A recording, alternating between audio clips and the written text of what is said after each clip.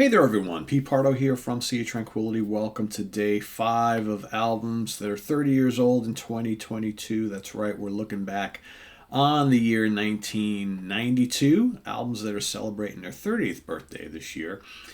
This particular one for day 5 for me is the 17th studio album from this band. It was released May 11th, 1992 on Griffin Music, produced by Paul Cobbold and the rest of the band. Talking about Electric Tepee from Hawkwind. First Hawkwind album I ever bought, actually. So it kind of has a special place in my heart. It's not really one of their best, but it's damn good, I think, and it's definitely a highlight of 1992. A lot of songs on here. We've got, let's see who's in the band this time around. Dave Brock on guitars, keyboards, synths, and vocals. Alan Davey on bass guitar, vocals and keyboards, and Richard Chadwick on drums. So kind of down to the trio here at this point in time. And most of the guys writing or co-writing most of the tracks. In fact, a lot of writing done by Chadwick and Davey on this particular album. Of course, Dave's got his hand in almost everything. But, pretty focused effort, I think, from the band. This is one of their more, it's definitely space rock, but there's a lot of kind of electronic stuff going on here, a lot of ambient stuff going on here. Some longer tunes, some shorter tracks, and little interludes. It's definitely a fairly longish album, but I love the synth work on this album.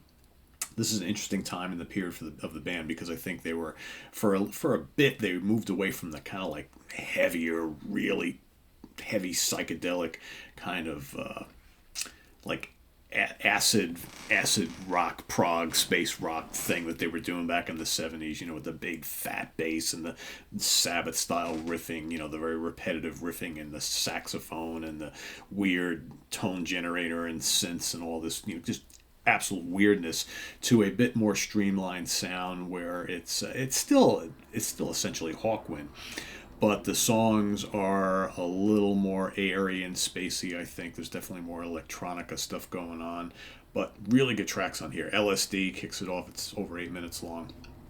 Great song. Great way to start off the album. You've got Death of War on here, which is really good. The Secret Agent is another lengthy track that has some good, cool riffs, but like I said, a lot of really nice synth layers on this album. You got Don't Understand is another favorite track on here. You got the kind of whimsical Going to Hawaii. Title track is good. Space Dust is another excellent track on here. Like I said, there's a lot of material on here. You got some shorter pieces, some 4 to 5 minute long songs, and a handful of them that 7-8 minutes long and change. And it's a good one. And always dug the artwork when they take it out of the CD, so you can get it without glare. I always thought that was kind of cool looking. Do you have anything else I can show you here? Yep, there's the original gatefold, right? Of course, that is Stonehenge, right? I believe that's Stonehenge. Stonehenge, Easter Island, something like that. There are the guys in the band at the time. Hard to, you think about it, man. Dave Brock has been fronting this band since day one, and still there, going strong. He's got to be approaching 80 years old, I think, at this point. Mid-late 70s, easily. This is a kind of a cool booklet, because you get all sorts of interesting and cool photographs and live stuff, and the Hawkwind is just such an interesting band because they've got so much history. Obviously their music may not be for everybody, but to read like a Hawkwind biography is just an incredible undertaking, because they have had so many different albums and periods and members and offshoot bands. It's just mind-boggling. I don't think there's another band in rock history that has quite the lineage of Hawkwind. It's just crazy when you think about it. And never like a big band, always like a really popular cult band throughout their history. And like I said, still going strong, still releasing good albums. Like I said, this is a good one. This Electric Tepee, it's not like a top 5 Hawkwind album. Might not even be a top 10. But it's not that far removed from it. It's very enjoyable. For me, I think I wish it rocked a little more in spots, but I still think it's really well put together. There's some really good tracks here, and it's just good space rock. Sometimes you're just in the mood for stuff like this, that just kind of unplug everything and just let that ridiculous wave of sound just kind of wash over you and kind of take you away. And that's what I like about this album. And that's what I like about a lot of the Hawkwind catalog in general. So Electric Tepee, day 5 for me. From Hawkwind, let us know what you think of Electric Tepee by Hawkwind in the comments below. And also, please post your pick for day 5. Here on this Saturday morning, well, morning for me, could be afternoon or evening for you.